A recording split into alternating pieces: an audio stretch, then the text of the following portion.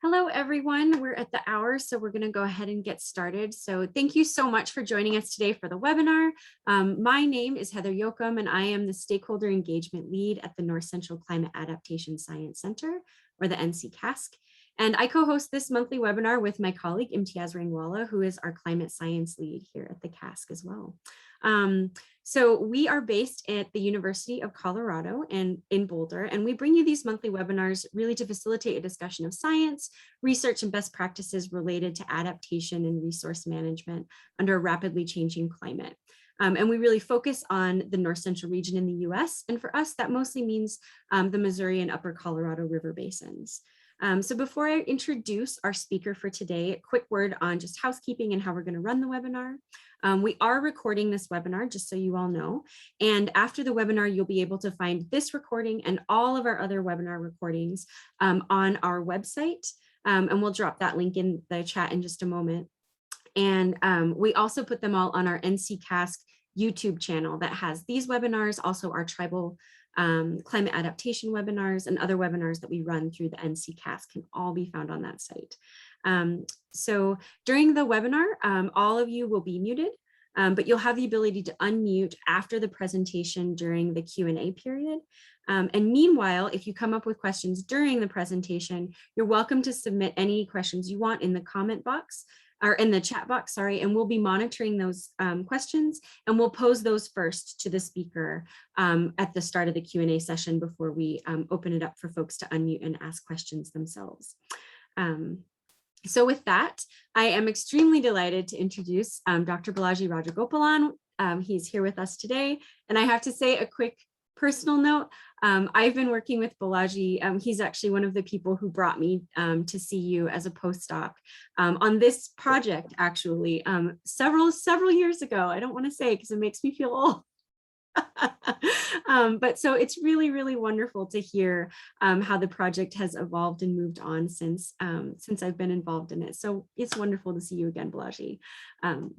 So Professor Balaji Rajagopalan is the chair of the Department of Civil, Environmental, and Architectural Engineering at CU Boulder, and also a fellow of CERES, the Cooperative Institute for Research in Environmental Sciences, which is the NC CASC's home center at CU. He pursues research in diverse interdisciplinary areas, spanning hydroclimatology, water resource management, Indian summer monsoon, paleoclimate, and stochastic hydrology. And in addition, large-scale statistical analysis and modeling for applications to water and wastewater quality, construction safety, building energy efficiency, and other topics. And for his research contributing to improved operations, management, and planning of water resources in the semi-arid river basins of the Western US, especially the Colorado River system. He was a co-recipient of the Partners in Conservation Award from the Department of Interior in 2009. And in 2019, he was elected a fellow of the American Geophysical Union, or AGU. So Balaji, it's wonderful to see you again. And with that, I'll let you take it away. Thank you very much, Heather, for that warm and wonderful welcome. And yes, of course, as we were reminiscing, I fully remember the day I and Andrea, who is also here, I'm happy to mention, she's one of the co-PAs of this project. She has been we have been partners in this project for, I want to say now more than 8 years. And so, yes, it's nice to see the evolution of the project. And also it's nice to see, Heather, that you got to stay with us beyond the project. So I'm sure you have a lot of interesting extensions on this project from the policy and social science that we'll get to hear in the Q&A and discussion and beyond as well. Again, thank you very much for all of you for coming. So this is, the project is titled Understanding the Space-Time Variability of Summer Hydroclimate and Ecology in the Prairie Pothole Region, which is the upper Midwest. As you can see, the project is funded by NSF, as I mentioned. And this is the region that is of interest. Of course, the region extends into Canada, but we are patriotic and parochial, so we'll only be looking at the US side of the Prairie Pothole region, although the birds don't quite make that distinction. So anyway, with that, let me get started. And I want to mention that Ben Abel, one of my PhD students who defended his PhD. There he is, his picture, over a month ago. And this is his PhD dissertation defense. So that I was part of course, and you will see his work through in this presentation. I also want to acknowledge, of course, Andrea Ray, as I mentioned. Dr. Ray is a physical scientist with NOAA here in Boulder, and she and I are co-PIs on this project. We co-advised Ben. We also co-advised another student before Ben. She did work in the Southwest US on similar issues, summer, climate and water. And then Heather, of course, was a postdoc on this project, and we also had another postdoc. She's now working for the state of Colorado. I also want to recognize Dr. Melanie Hartman. She's at Colorado State University and the USDA, the Joint Center, and you will see her contributions, or critical contributions in building the ecological coupled framework. So with that, let me get started. It's the Prairie Pothole region. I'm sure the audience here knows the unique aspects of it and the importance. This is a region that is unique and important for habitat in northern Great Plains. Millions of water wetlands, vast grasslands, and many species. It's also referred as the duck factory, quote unquote, waterfowl breeding grounds. Also, with all the vegetation, it is also a major source of carbon storage. Vegetation is used for nesting, foraging, and shelter. So vegetation is really important, and I want to highlight or mention this because this is a theme that we will come back to. So this is just a little schematic that you will keep seeing that Ben came up with in terms of essentially capturing the essence of this work. So you have the wetlands and then the ecology, the vegetation kind of all combined together. So the PPR climate region, as you can see, as I mentioned, it spans into Canada. The annual precipitation is slightly lower as you go to the north and northwest. It's highest in the southeast, which spans into Minnesota, I think that, yeah, Iowa. And dry winters, cold winters, snow accumulation. Obviously, snow is the dominant input, moisture input. And east-west temperature gradient and precipitation gradient, particularly. So as you can see, as you go to the west, the precipitation dries out. And then north-south temperature gradient, obviously, northern parts being cooler. The spatial temperature and precipitation variability varies in space and time quite significantly, as we will see. And this sort of provides a big picture view of what are the various sources, both atmospheric sources and also oceanic sources, again, which you will see them later, bringing moisture into this region. And of course, this region also is the headwater or good part of the headwaters of the Missouri River also resides here. And this region also, again, much like much of the other parts of the world, droughts and heat waves projected to occur more frequently. Although we won't be looking too much into the climate change aspects, but you will see those connections. So there's been a shift in precipitation more towards southeast. And this is a paper by Balaji et al. 2014. Andrea and I were co-authors along with our partners at Lamont. They kind of started this work off in a way. And they showed in their paper, this is a paper in Journal of Climate, I want to say. It's an AMS journal, 2014, where they show that there is shift in precipitation in the southeast. In fact, this is also consistent with other studies that have shown increased precipitation during summer in this region. And most productive habitat for breeding fowl, agriculture modification. So again, you also have, this is also the region of significant agriculture, corn production, as you know, all of that. And so that also contributes or adds to the moisture and also changes to the precipitation, particularly during summer. And we'll get back to that point shortly. Summer is very important. As we mentioned, you need these wet ponds or wetlands or ponds that get water, and then the water then spawns vegetation, which then sustains the ecology, the birds and so forth. Yes, much of the input is from this winter, spring snowmelt, but then summer precipitation contribution is just as significant, if not more. So what you're seeing here is the annual cycle of precipitation in this region, the various different climate divisions. That's what is shown here. And also what is shown is the percentage of rainfall that or precipitation that comes during summer. And again, you can see in some places in the north, you can get almost up to 60, more than 50% of annual precipitation coming in summer. So that is a significant summer contribution. By the way, I was quite surprised to, before we started work. In the Southwest, it is much less. Obviously, we know that most of our precipitation comes in winter and spring. We do get the summer rainfall, but that is largely confined, or more percentage of summer rainfall happens as you go much south in the region. Okay, June, July, August is the first, second, and fourth wettest months historically. So that's kind of that's an interesting insight. So there's been quite a bit of work in the PPR region, largely from the ecology point of view.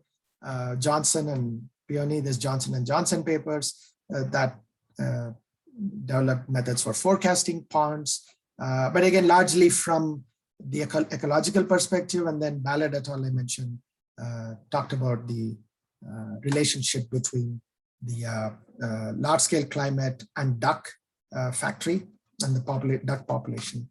And then there's been quite a few studies talking about the low-level Great Plains low-level jet, because this Prairie Pothole is also part of the Great Plains region, and the summer low-level jet phenomena is quite significant. And so we'll talk about that.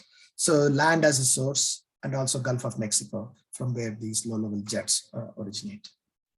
So that's sort of the background. And then the point of departure for this study is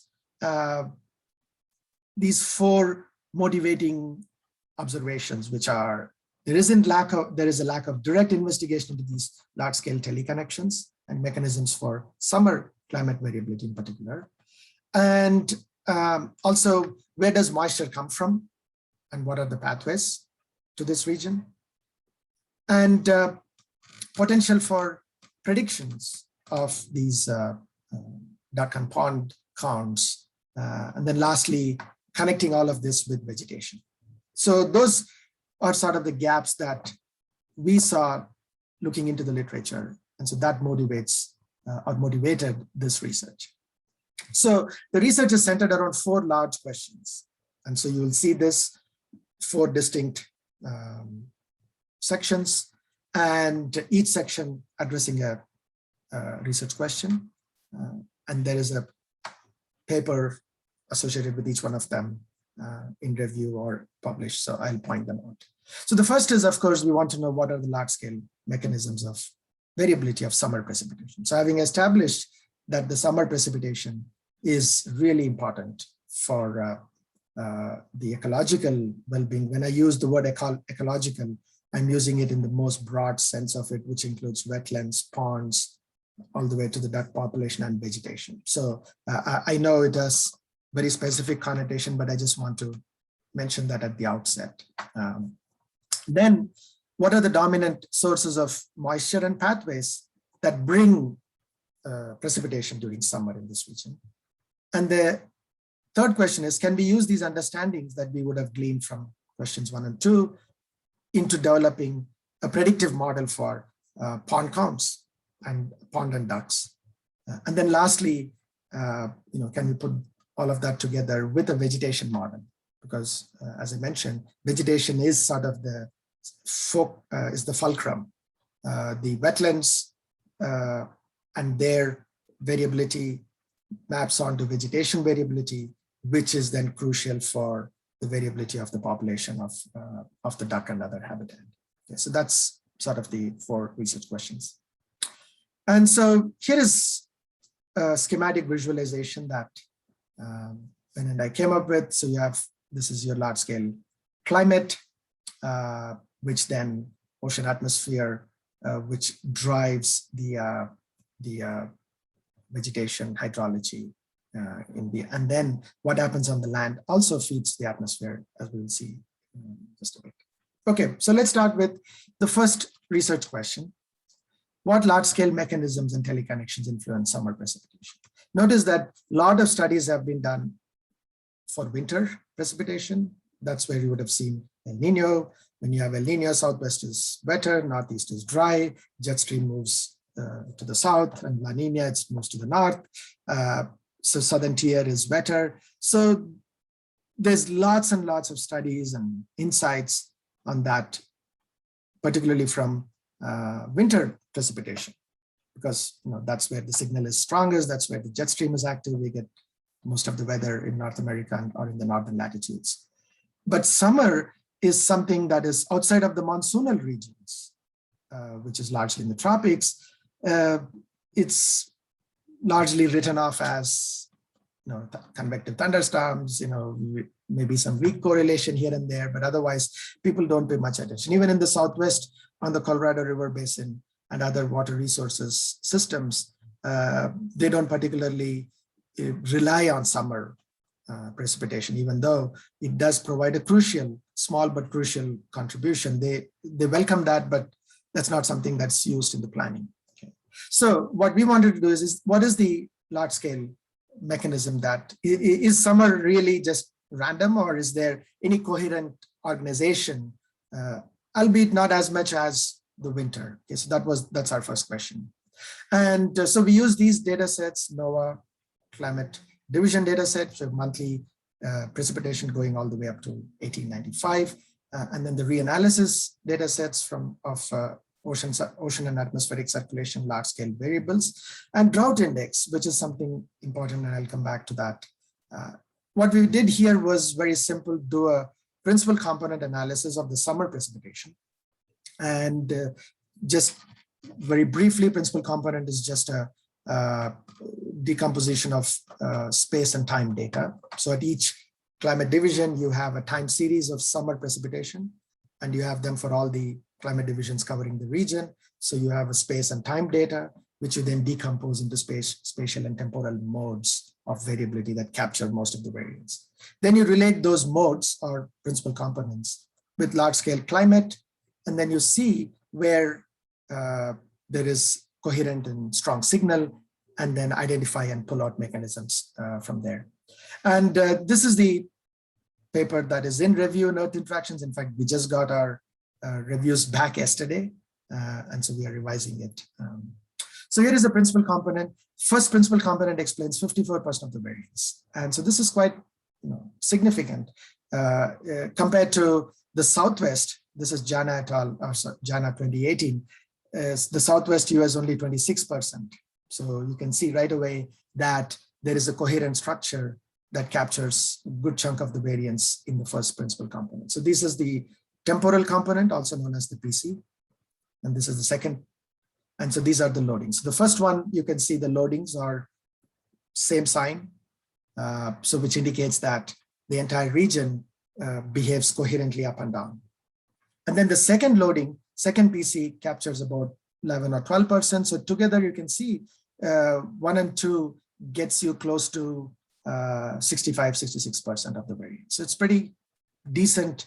In fact, again, I was quite surprised because summer usually, even in monsoonal regions, like if you did this over all India, it barely gets you 30%. So given that, I was quite surprised and pleased as well.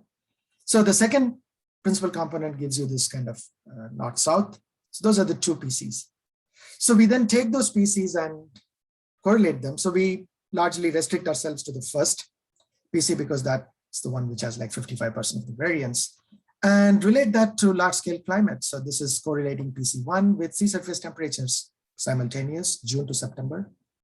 Notice that the correlations show very strong signal, positive correlation. Of course, the PCs are arbitrary in sign, strong correlation to the tropical Pacific, which is reminiscent of ENSO pattern.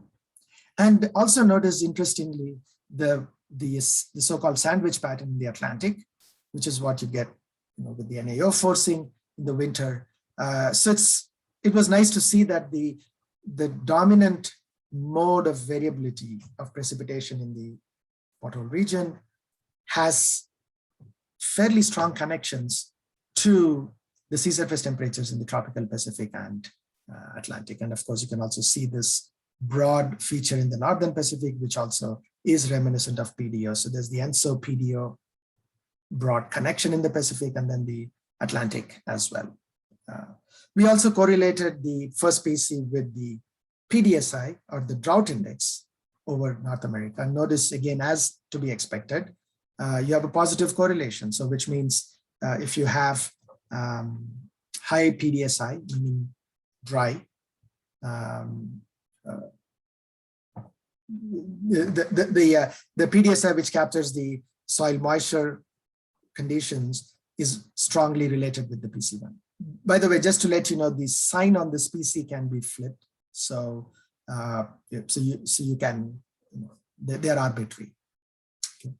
And so this is interesting that the PDSI, which is the ground. So the interesting question with the PDSI is the soil moisture just a result of you got more rain, or because you have more rain or more soil moisture that then maps onto the precipitation?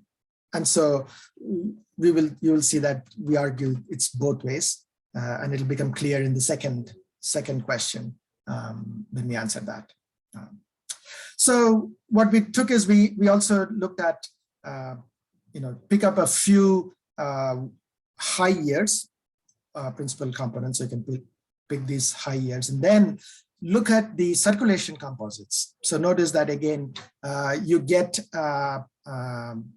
you have a low pressure, blue is low pressure, strong winds from the ocean coming in.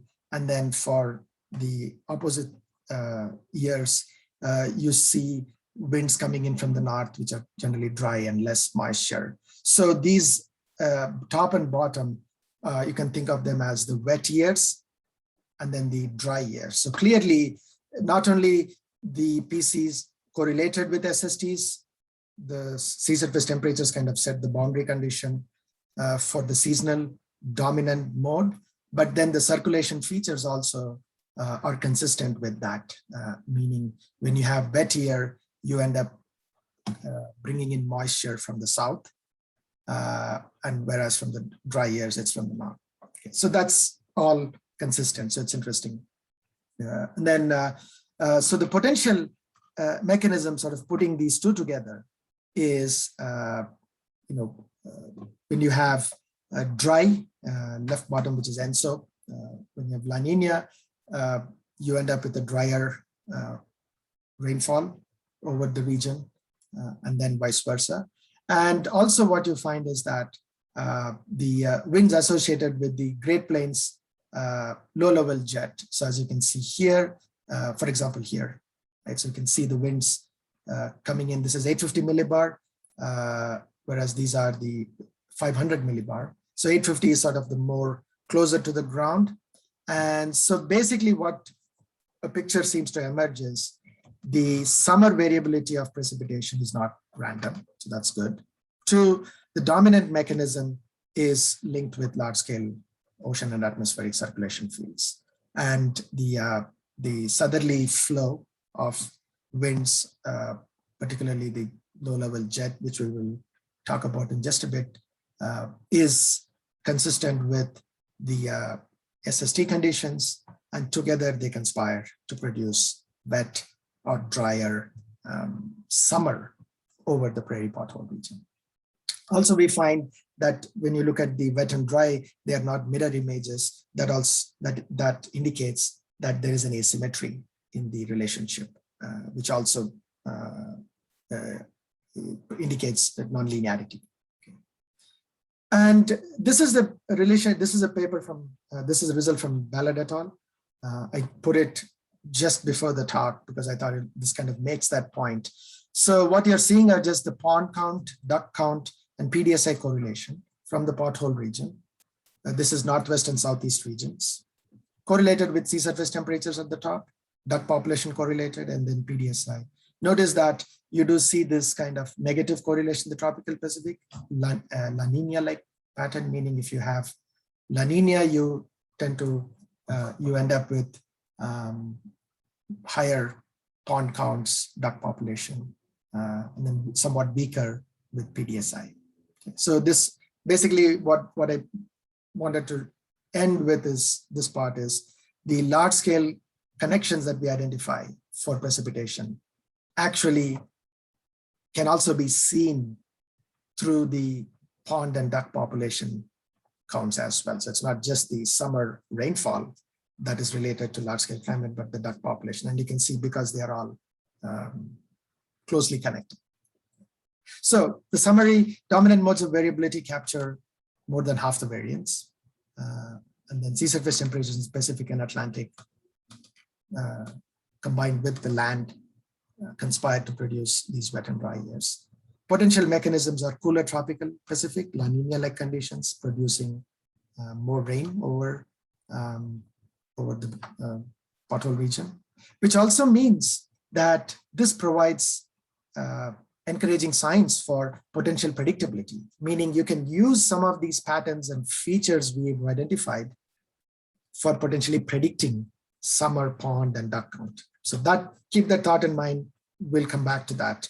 Because one other point I want to make, these patterns that you're seeing, even though they are simultaneous correlations, and these are in the oceans, they tend to be persistent, meaning if you did this correlation with, say, the spring or preceding summer, winter, you will still see these similar strong correlations, if not as strong, but enough that you can exploit them. And so that is a tantalizing and encouraging prospect that came out of this study. Oops. So the next question I want to move is what are the dominant sources of moisture sources and pathways? Okay. Having established that, yes, the summer rainfall is not just random, but it has an organization and structure. The next question is, okay, where is the moisture coming from and what are sort of the dominant tracks? So here we use the daily precipitation at few stations in the pothole region. And we use the North American regional reanalysis, which is a high resolution reanalysis. So basically for each day, for each 6 hours, you have the entire atmospheric structure available to us on a fine scale. And of course, the sea surface temperatures. Then we use the HYSPLIT model, which is the hybrid single particle Lagrangian integrated trajectory model. This is widely used for particle tracking. The idea is very simple. It rained at a particular location. You then want to answer the question, where did that parcel of moisture come from? So you then take that and work backward based on the atmospheric conditions last 6, 12, 36, 48 hours. And so based on the atmospheric conditions, you can then come up with the most likely pathway for that moisture delivery on that day at that location. So that's all. I won't go into the details. So we have these 6 locations that we looked at, 5 locations, which kind of span the region. And we pulled out all the days where it rained at these locations. And for each of those days, we run this backward trajectory. We run it for 8 days, every 6 hours at various different altitudes. And then we pull out what is the most likely trajectory that produced rain on that particular day. And then we do this for all the days. So you get a bunch of these trajectories. Think of them like, like the hurricane tracks, if you will. And the NAR data starts from 1979. I'll skip this. You can read it up in our paper as to how we decide which trajectory to choose and so forth. So what did we come up with? So here are the various cities, Weber City to Minneapolis. So Weber City is southeast, going all the way to northwest. So southeast to northwest. And what we found, interestingly, that, let me see if, yeah, so I can do this here. So notice that as you go to the southeast, the tracks are largely coming in from the Gulf of Mexico. And this is the low-level jet that I was mentioning. So these are the stations in the sort of in the southern tier. And then as you get to the north, the dominant is more from the surrounding region, which is what we call land. And more so here, this is the Northwest.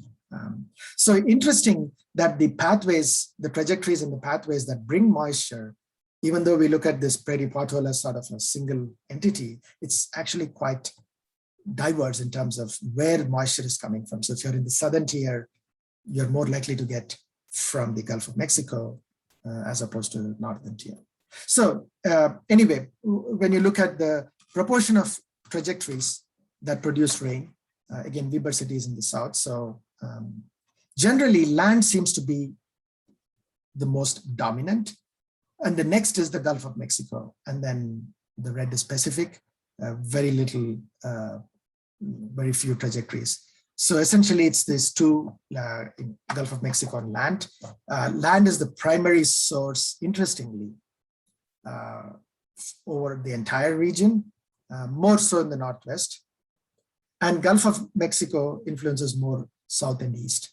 And Gulf of Mexico trajectories also impact extreme events. So remember, we also looked at rainfall events that are greater than 90th percentile, just to see if the trajectories are different for sort of the average, for sort of the garden variety rainfall event versus the extreme event. And what we find is that for extremes, the Gulf of Mexico, the blue, as you can see, relative to the overall rain for all the rainy days, there's more blue, indicating that in the extremes events, Gulf of Mexico contributions is higher than the land. Okay. Pathways, these are aerial trajectories, density plots, left and extreme for the right. So A is for the extreme, sorry, all the events, and then the B is for the extremes on the right. So you can see there's more contribution from the Gulf of Mexico. The GPLLJ, which is the Great Plains Low-Level Jet, they influence apparent in all these events. And then the Pacific Ocean Western, they also influence in the Northwest. Of course, these trajectories are driven by large-scale circulation features. Obviously, you need to have these patterns, like, for example, notice here, classic, you have a low and a high pressure that then funnels moisture in between. And so that is the location for your jet. So essentially for Weber City, we pulled out all the day 2, day 1, day 0. Notice that as you get to day 0, the jet is even more stronger, but you can see that forming 1 to 2 days ahead of time. So this is very interesting that the large scale circulation patterns, the pressure patterns conspire to get you these jets or the winds that then contribute, bring moisture. The land is interesting. We looked at soil moisture, and again, clearly on the day when you have a lot of soil moisture, that contributes more. So this came up in our previous studies to Srijita's, and also there was another student that worked with me, Bracken et al., including Mike Alexander from NOAA, looking at the moisture sources for extremes in the entire Western US. Land was really strong. And so that kind of stumped us as to, you don't think of land as a source of moisture, but in summer, it is the dominant source. And it's not surprising because a lot of the summer rainfall is thunderstorms. So if you have a lot of soil moisture stored, that gets evaporated during the day, and you end up recycling a lot more. And again, in that part of the prairie pothole, you have vegetation, you have wetlands. So there is quite a bit of moisture. And so land is a robust and a very potent source, as much as the oceans are during the summer, during other times of the year. So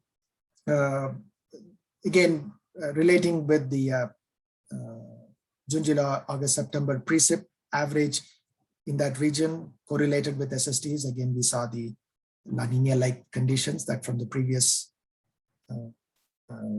section I showed you, and then of course with the PDSI as well. Yeah. So clearly there is a coherent connection between land, ocean, atmosphere that kind of sets things up, and then the moisture gets funneled either through land or from the low-level jet. So those are the two dominant mechanisms we identified, which was very interesting. The low-level jet, people had ideas because there's been studies in the Great Plain region, but then the land as a source was quite interesting, and it also means that whatever changes we do on the land has a profound impact. So moving on to the next research question is the PPR wildlife management. Obviously, okay, we do all these diagnostics, to what end? And that end is the stakeholder application. Can we take this understanding and put it into or get towards tools that can help stakeholders? And the first thing is management. So this is obviously, natural resource managers have various strategies. They make various decisions at different points in time. So having a projection of the ecology, again, loosely speaking, ecology is really helpful. So how well does a predictive model for pond counts perform using large-scale climate? So can we use all that large-scale information into developing or into predicting pond counts? Because remember, the pond counts has a direct impact on various decisions that managers have to do. Of course, it's one of, among other things, that they take into account.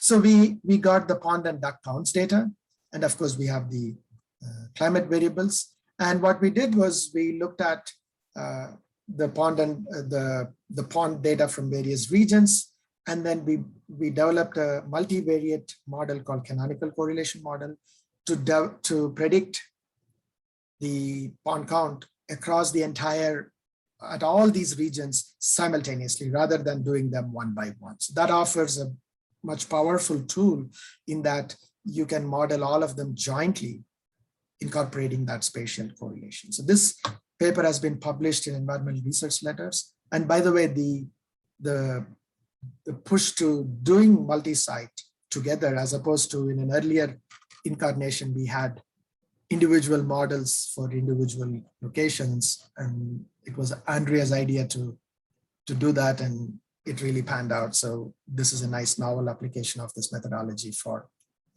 forecast. So here is the duck pond time series, and notice that duck and pond are closely related.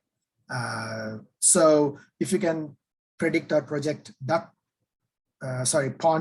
pond count, then it directly maps quite nicely to the duck population. So that's why we focused on the pond count, and for that we have, we had better data than the duck.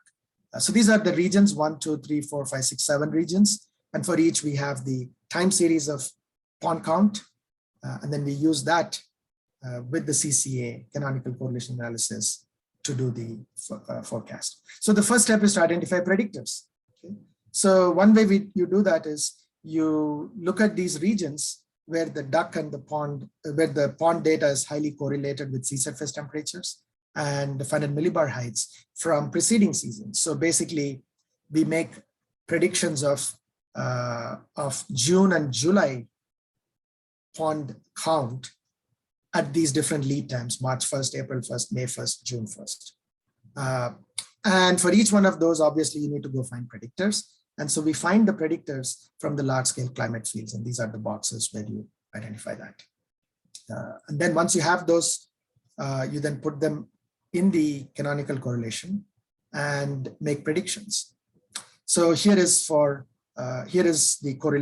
model versus observed pond count and the correlation, and notice that it's pretty good. 0.75, 0.5, 0.65 and above. So very, very strong correlation between the fitted or the model estimate versus the observed. So here is just one for a forecast of the pond, forecasting May pond information from March. So pretty much you have almost 2 months lead time. Again, pretty good skill, can be useful for decision makers, policy makers. So we also looked at various lead times. So that's this, and leave or not cross validation, meaning you drop a year, fit the model with the rest, and then predict the year you dropped and use, and so on. And then you look at the correlation, again, prediction, making a prediction March 1st, April 1st, May 1st, and you're showing the skill, both R and then the RMSE. Again, very good for all these different regions, and quite strong skill even in a cross-validation mode. So that was kind of interesting. So what this contribution is, we demonstrated that you can use all that knowledge of teleconnections in the first two research questions that we uncovered or answered. And we could use that, obtain predictors that are skillful enough that they can result in skillful projections of pond counts over the entire pothole region. So again, this could also be used elsewhere. You can bring in other predictors, but we just kind of quickly went with the large scale. But obviously, if you want to fine tune a particular region, you can use this method and come up with predictors that are even more skillful for that and tailor it to the region that you are interested in. The last and final research question is, how can you put it all together? Put it very simply, which is vegetation, climate. If you can combine together, then that will be very good. And I want to have make just a small anecdote. Ben was not, he was thinking various things at that point, and we were thinking of some other ideas. In one of our hydrology and water resource seminar, which I organized a couple of years ago, we had invited Melanie Hartman from CSU and her group. So they made a presentation, and they were largely talking about evapotranspiration from hydrology modeling perspective. And that's the first time we became aware of this model called DayCent, which generates or which models vegetation. And immediately Ben got excited. We teamed up with Melanie, and Melanie was on her PhD committee. And so this part of the work is currently in review in environmental modeling and software. So the idea was, could we take that DayCent model, which models vegetation, and combine it with climate information? Because remember, when we get the vegetation maps directly onto ecology. So this is a large framework. So what we did was, I've been working on stochastic weather generator for now decades. And so we thought if we could take a stochastic weather generator, which generates daily weather, consistent with some large scale information, and the DayCent model, which models the vegetation, requires daily weather. So you drive the vegetation model with the daily stochastic weather conditioned on large scale information. Then you get the vegetation and use that vegetation for then making projections of various other ecological attributes. So that was the idea. And so we've called this the ICEMF framework, integrated climate ecological modeling framework. So just a quick time check. It's 11:45. I have two more slides. Okay.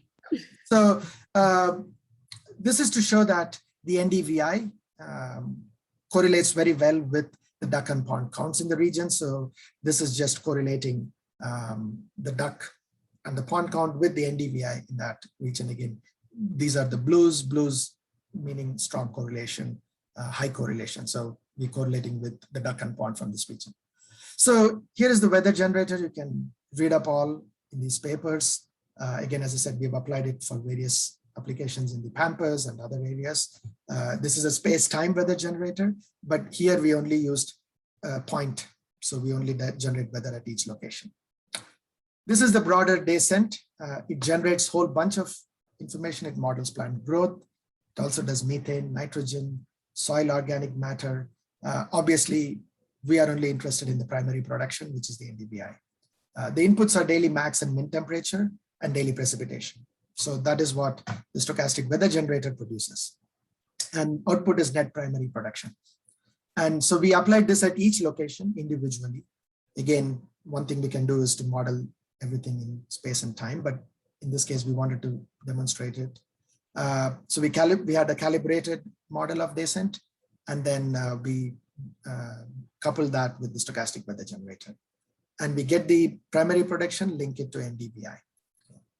And these are calibrations to show that the weather generator produces the observed distribution of the temperature precipitation quite well. And the NDVI and the primary production are closely related. So ensuring that what is coming out of the model is consistent with the satellite driven NDVI. Okay. Then we also modeled we ran the model with various climate conditions. So in other words, you could use, for instance, you could take these IRA climate forecast and say, okay, if this is the forecast for this upcoming season, could we use that information and drive the weather generator consistent with that forecast? And then you use that weather with the DayCent model and generate primary production just for that summer season. And so here you can see the green is if you didn't use the climate information, and then the orange is the distribution of the production if you used, and the red is sort of the quote unquote observed. And again, you can see the shift in these PDFs consistent with the climate information. So I'll skip this. So summary, the integrated framework, the coupled stochastic weather generator and DayCent is quite novel. There's nothing like this exists. And because we can generate daily weather condition on seasonal climate, you can also generate daily weather condition on climate change projections very easily. So you will have ensembles of or sequences of daily weather. You can then drive the DayCent ecological vegetation model, and you can look at changes in vegetation under different climate conditions. And then you can take those vegetation projections and map them onto your ecology, like the duck population and so forth. So I think this is my last slide. I'll let you read it. On the left are sort of the summary, high-level summary of all those 4 broad research questions. Then on the right are some potential extensions that can come about. Again, there's lots of ideas of extension. So with that, I'll stop there. Happy to take any questions. And again, thank you very much for your attention, and thank you for stopping by and spending some time listening to me.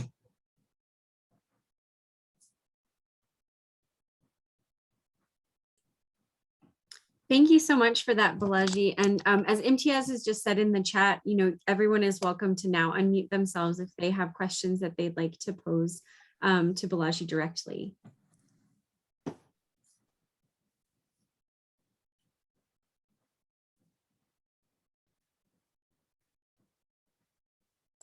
And maybe if no one has one, I will jump in and ask you a quick question, Balaji. So I know that there was a couple of different times during this research process that you and Ben reached out to some of the folks in the Prairie Potholes region, some of the fish and wildlife managers up in that region, to kind of share some of your kind of ongoing research when it was still kind of in process, and then towards the end of the research process.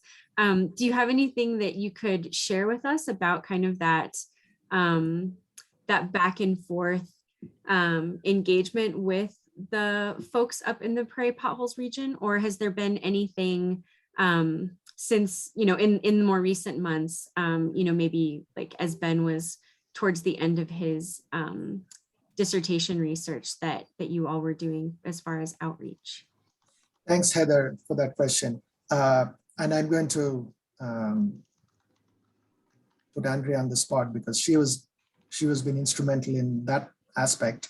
But I can say that when Ben was working on the prediction model, at that time, to get the duck and pond data, because as you know very well, the duck and pond data are obtained by folks flying planes in transects, and then sort of computing the total. So there's quite a bit of art form involved in that data. So there was quite a bit of interaction with folks there around that time. Also to understand, when they make decisions and what time the predictions might be useful. So that is how we set on 2 points. I think we make a prediction for spring pond count, which is May, and then another prediction for summer, which is July.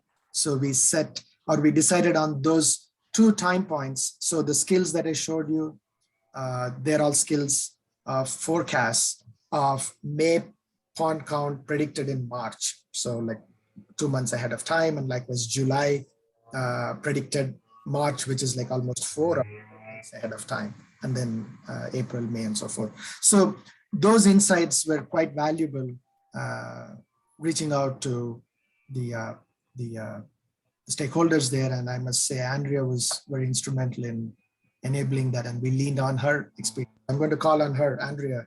Okay. Yeah, and then I can comment on Sheil Bonsal's comment afterwards. Yeah, to a great extent, we relied on stakeholder information that had been and needs that had been collected by others.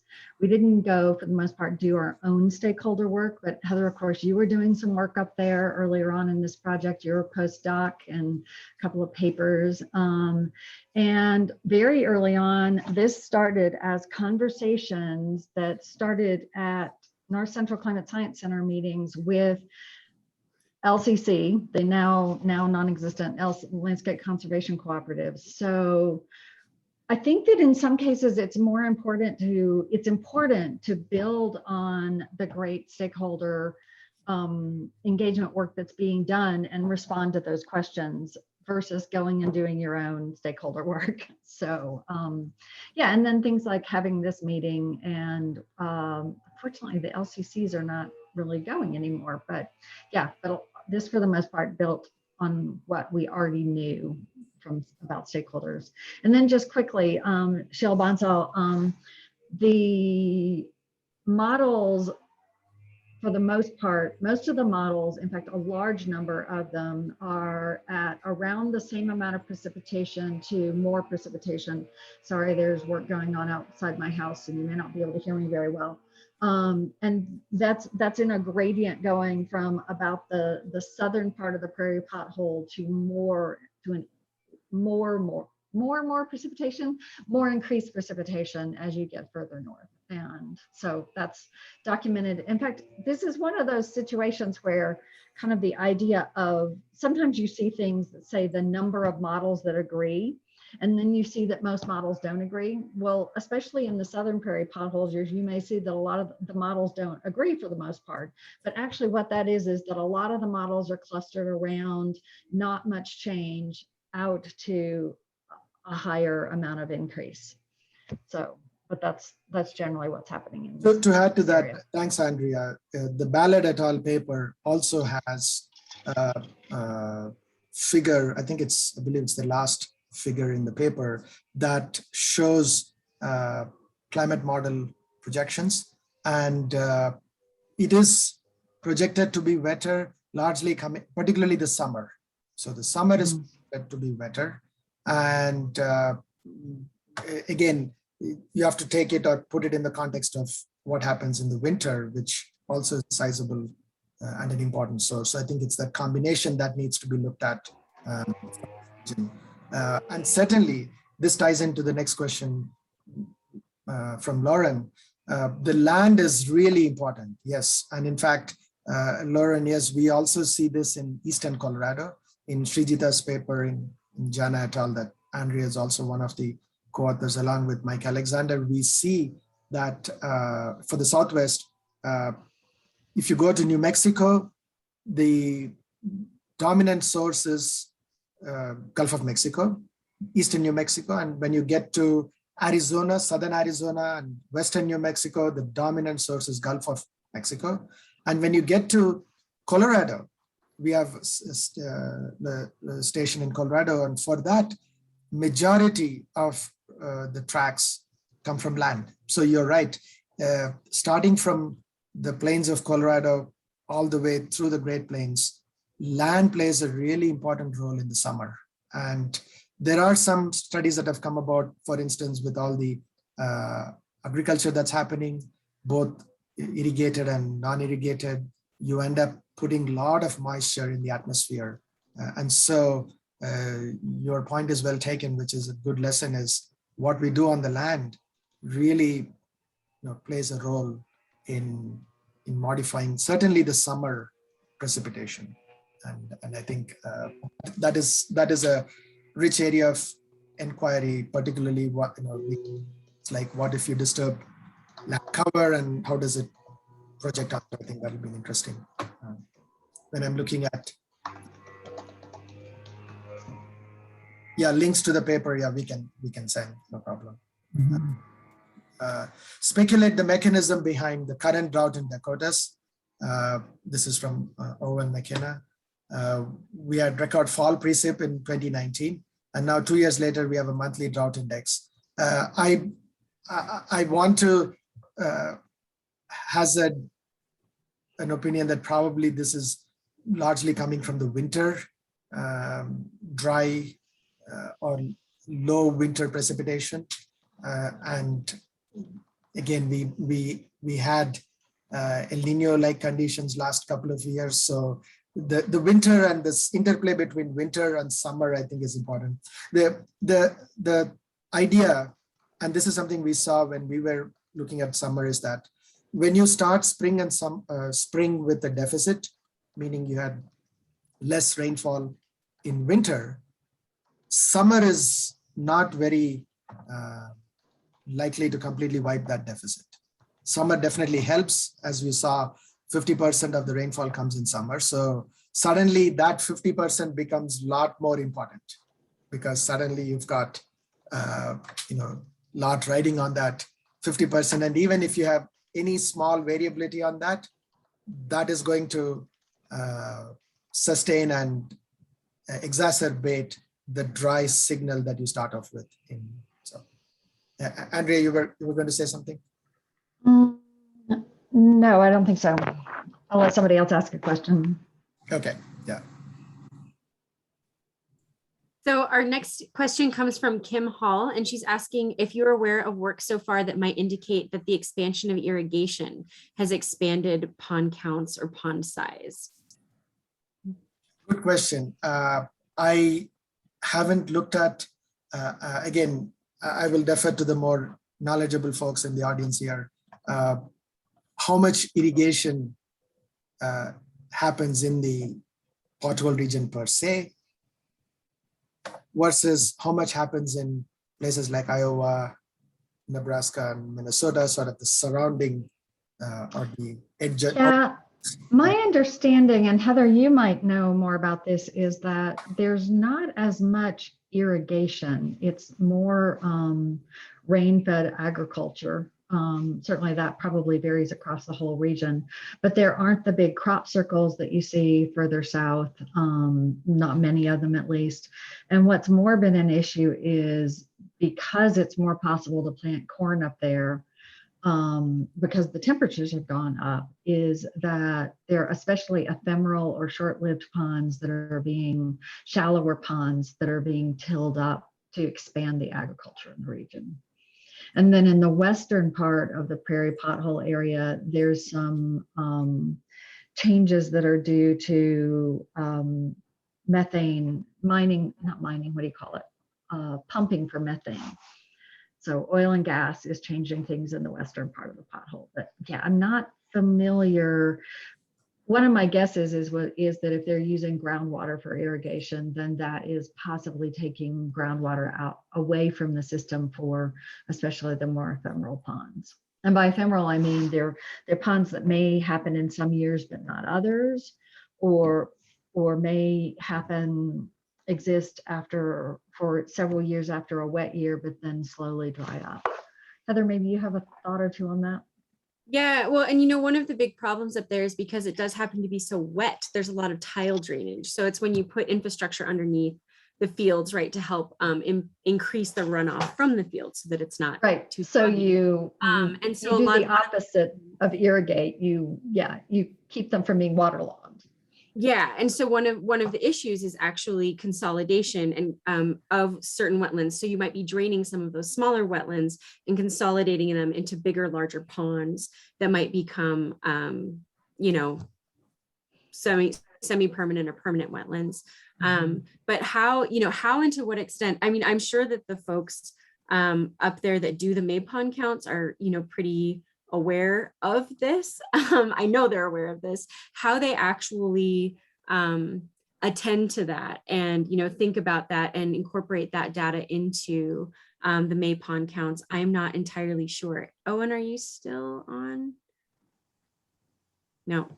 And we are at 12:01, so that's probably why we're losing folks. I'm sure Owen McKenna probably had some interesting stuff that he could have added about that, some insights about how the managers work up there. But I do want to say thank you again to everyone for joining us today.